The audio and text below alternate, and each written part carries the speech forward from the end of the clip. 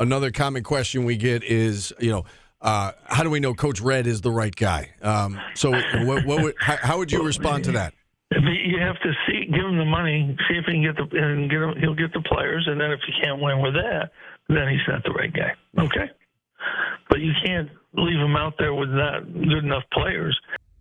So I want to react to the audio you just heard from QSportsTalk.com or ESPN Radio, Syracuse, whatever they're on.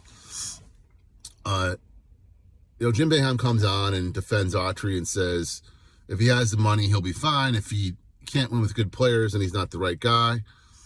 And I get all that. He's defending his guy and defending his school and all that sort of stuff. But it's not about just Autry. It's about Boeheim too, and the university, and how they just got caught with their pants down in this whole thing.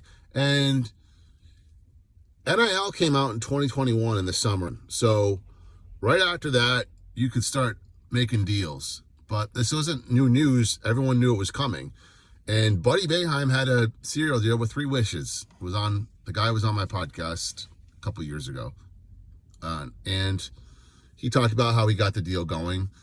But it's not like it was a surprise it was coming. Everyone knew that was coming. And that was 3.5 years ago.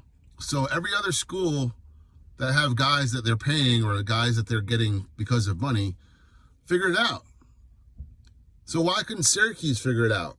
This great communication school that everyone says is the best for announcing and communication and TV production and all that stuff. How come they're so bad at communicating? Because that was fumble number 1. Number 2 was Boeheim didn't really give Autry the true time to start his career.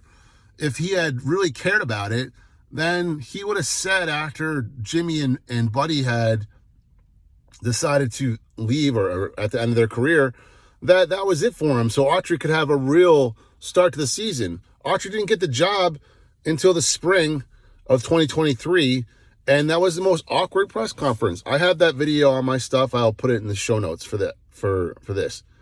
But did you retire? I gave a retirement speech on Saturday. You're asking the wrong guy. It was awkward. And 2 hours later, he's not the coach anymore. Well, you could have helped Autry out by giving him the proper time to be ready, like Duke did for Shire. They knew that he was going to be the coach, and he was able to get started once Coach K was done with his staff. He hired a GM. He hired a nutritionist. That article that Mike Waters wrote last week about the buses and the support staff, and et cetera, et cetera, et cetera. Well, it's because he had the start and he had the support. If you wanted Autry to do better for himself, then give him the support he needs. And don't sit there and say, if he has good players, then they'll win. Well, he's got 2 McDonald's All-Americans. One's not playing anymore, but Starling's a McDonald's All-American. And so, yes, maybe part of it is his coaching. He's not there yet. But also part of it is how you didn't set him up. And you're saying, he's going to have all the good players. What about Clemson? How come they find guys that nobody wants, and they were in the Elite 8 last year, and they just beat Duke, and they just pounded North Carolina? How is that possible? Because Brownell is a good coach. At the end of the day, it's like, you can't sit there and pop off on the radio and then tell people that they're being stupid, they should donate money, when I see figures of like $50 million that's been donated. Well, what are you guys doing with the funds? Be upfront with your fans, and maybe they'll want to come back and go to the games. But the whole process from Boeheim to Autry has been awkward. And last year too, when they didn't make the NCAA tournament and they got invited to NIT, they didn't tell anybody. And then they said, hey, the first thing they said is, we'll be back next year. Hey, Autry comes up with this campaign to ask for money. That was freaking awkward. Stop being awkward. Stop being forward. Stop taking some blame of what's happened in this program and start making changes and do it. Whether Autry is the coach or not, that's one thing. But the other thing is, you, Boeheim, you, John Wildak, and whoever else has any control of the funds or anything else, I don't know.